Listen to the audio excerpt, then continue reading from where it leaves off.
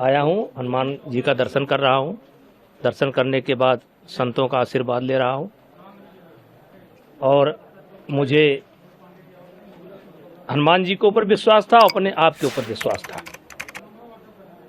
क्योंकि अगर कोई व्यक्ति अपने जीवन को पढ़ना चाहे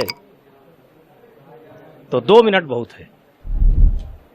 और इसलिए 18 जनवरी 2023 को जब आरोप लगाया गया तो मुझे जब मौका मिला तो मैंने कहा झूठ, ये झूठ है।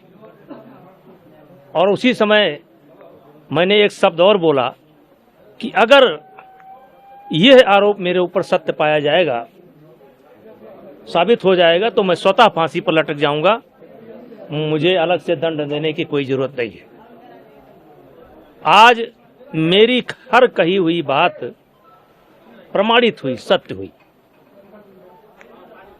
और क्योंकि हम भले गृहस्थ हैं, हम गृहस्थ हैं, लेकिन हम अयोध्या के चौकीदार हैं,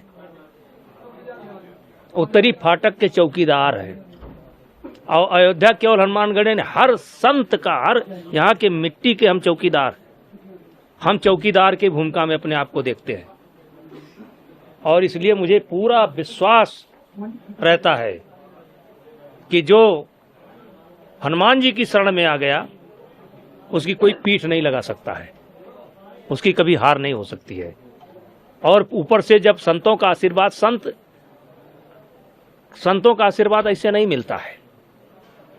इनको कुछ बताने की जरूरत नहीं कि आप क्या हैं। संत को किसी को बताने की जरूरत नहीं है कि सामने वाला क्या है, ये अपने आप जान जाते हैं कि क्या है। तो इनका आशीर्वाद पाना कोई आसान काम नहीं है। और इसलिए मैं बहुत सुख में न ज़्यादा प्रसन्न होता हूँ और न दुख में ज़्यादा दुखी होता हूँ। और इसलिए मैं बहुत ज़्यादा खुशी व्यक्त करने के उसमें नहीं हूँ। लेकिन अभी एक चीज़ मैंने कहा है वहाँ पर, देख लीजिए भैया, एक चीज़ मैंने एयरपोर्ट पर बोला था कि मान लो हमको तो न्याय मिल गया,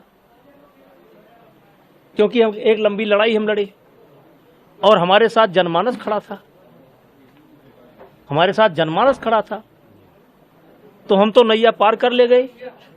लेकिन जिनके साथ जनमानस नहीं खड़ा होता, तमाम ऐसे प्रमाण हैं, अधिकारियों ने आत्महत्या किया, बच्चों ने आत्महत्या किया, साधु संतों ने आत्महत्या किया, क्योंकि समाज कहीं न कहीं साथ खड़ा नहीं होता है। तो उनका क्या होगा जो आज नहीं है, जो अपना जीवन समाप्त कर लिए। और इसीलिए एक महत्वपूर्ण बिंदु की मैंने चर्चा की। इस समय देश के अंदर 3 ऐसे कानून हैं जो संरक्षण के लिए बनाए गए थे। दलित उत्पीड़न का कानून जो बनाया गया वो इसलिए बनाया गया था कि किसी दलित जो कमजोर है, पीछे है, पिछड़ा है, उसके साथ अन्याय ना हो, इसलिए उसको संरक्षण प्रदान करने के लिए दलित उत्पीड़न की एक धारा बनाई गई।